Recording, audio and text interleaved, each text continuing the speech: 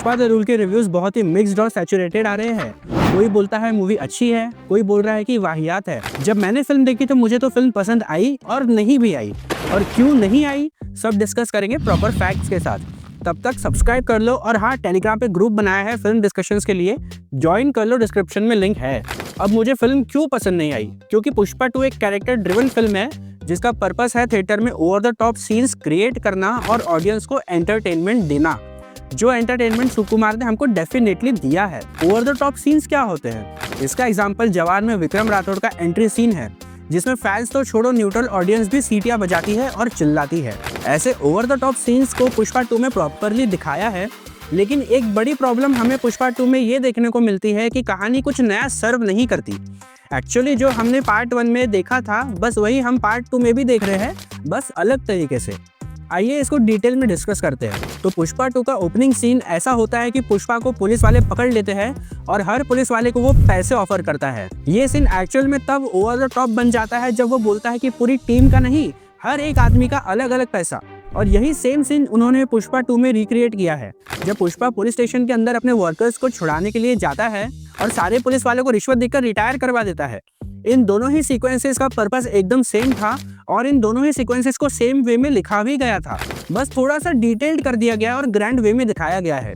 और सिर्फ यही सीन पुष्पा 2 में रिक्रिएट नहीं हुआ, ऐसे कई सीन्स आपको देखने को मिलेंगे जो पुष्पा 1 से उठाकर पुष्पा 2 में डाल दिए गए हैं। कुछ सीन्स मैं आपको अभी यही बता देता हूँ, जिसमें सबसे पहले इंटरवल सीन आता है, जब पहले पार्ट में वो मंगल श्रीनु को चैलेंज करता है और पूरी पावर अपने हाथ में ले लेता है, वो भी सेकंड एंट्री पर। ऐसे ही सेकंड एंट्री वो पुष्पा 2 के अंदर भी करता है और शेखावत को चैलेंज करता है। जिस तरीके से उसने ईगो में आके हेलीकॉप्टर खरीद लिया, उसी तरीके से पुष्पा 1 में वो वैन खरीदता है। फर्स्ट पार्ट में जैसे वो स्मार्टली गोविंद से अपना माल बचाता है, वैसे ही भंवर सिंह से पुष्पा 2 के अंदर भी वो अपने लाल चंदन को बचाता है। बस फर्क इतना होता है कि फर्स्ट पार्ट में ये सीन्स शॉर्ट और सिंपल रखे गए थे, बट यहाँ पे इनको काफी ग्रैंड तरीके से दिखाया है। और फिर वो श्रीवल्ली का फीलिंग्स जाग रही है, वो वाले सीन्स जहाँ बहुत सारे लोग उन सीन्स को क्रिटिसाइज कर रहे हैं। तो आप लोगों को एक बात बता दूं कि ऐसे सीन्स को लिखने के पीछे का मतलब सिर्फ इतना था कि एक बहुत बड़ा ऑडियंस नंबर ऐसा है मार्केट में जो इन सीन्स को देखना पसंद करता है, और उन्हीं के लिए ये सीन्स लिखे जाते हैं। सेम ऐसे ही सीन आपको पार्ट 1 में भी देखने को मिलते हैं, जब पुष्पा पैसे देकर श्रीवल्ली से किस लेने की कोशिश करता है।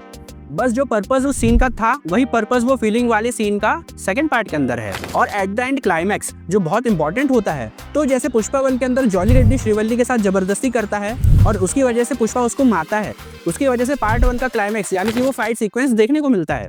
बस यही थीम उन्होंने पार्ट 2 के अंदर भी यूज किया है। जब उसकी भतीजे को उठा लिया जाता है और विलन जबरदस्ती करना चाहता है, तो पुष्पा जाता है और लड़कर उसको बचा के लाता है। लेकिन इन दोनों में फर्क सिर्फ इतना है कि सुकुमार की राइटिंग पार्ट 2 में टोटली मिसिंग थी। इस बार फोकस सिर्फ एक्शन पे था। सुकुमार की ओरिजिनल राइटिंग देखनी है तो पुष्पा 1 देखिए, वहाँ पे आपको एक्शन के साथ साथ प्रॉपर स्टोरी भी देखने को मिलती है।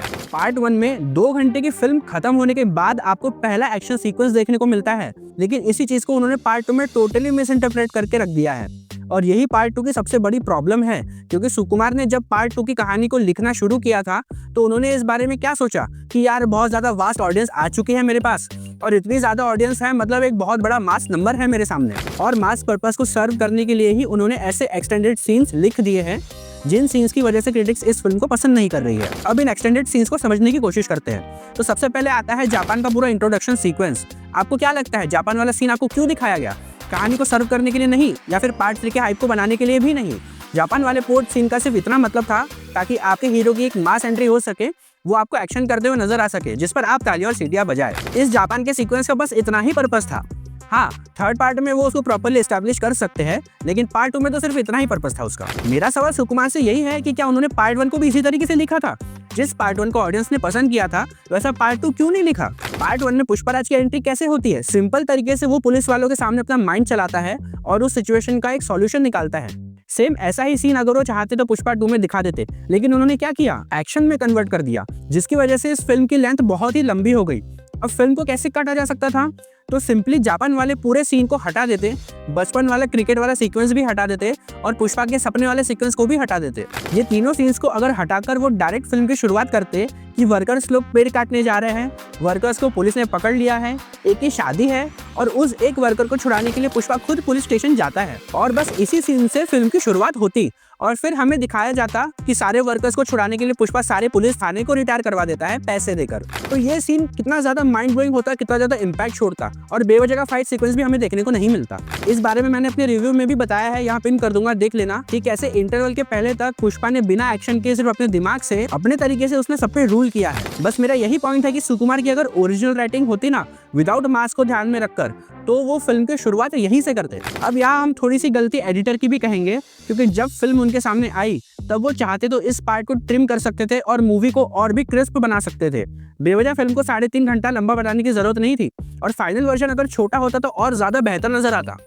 जैसे वो माँ काली वाला पूरा सीक्वेंस बहुत ही कमाल का था, इमोशन जनरेट भी हो जाते हैं, लेकिन उसके बाद में वो गाना क्यों ही था यार? उस सामी सॉन्ग की उस पूरे सिनेरियो में कोई जरूरत ही नहीं थी, लेकिन फिर भी उसे वहां डाल दिया, पता नहीं क्यों। मेरा मेन पॉइंट ये है कि फिल्म का नाम है पुष्पा 2 द रूल, और रूल का मतलब क्या होता है कि वो सब लोगों पे रूल कर रहा है, जो वो कह रहा है, वो करना चाहता है, वही सब हो रहा है। और इसी टैगलाइन को जस्टिफाई करने के लिए इस पूरी की पूरी फिल्म को बनाया था कि जो पुष्पा कहता है वही होता है, और इसी चीज को सुकुमार ने हमारे सामने ब्रिलियंस के साथ रखा भी है।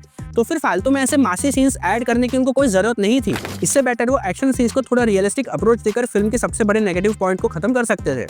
बट एज यूजुअल ही missed it and ruined the experience. आपकी क्या थ्योरी है कमेंट में जरूर बताना। अगर वीडियो पसंद आई हो तो लाइक जरूर करना, चैनल पर नए हो तो सब्सक्राइब जरूर कर देना। मैं मिलता हूँ आपसे अगले वीडियो में, तब तक के bye bye and take care.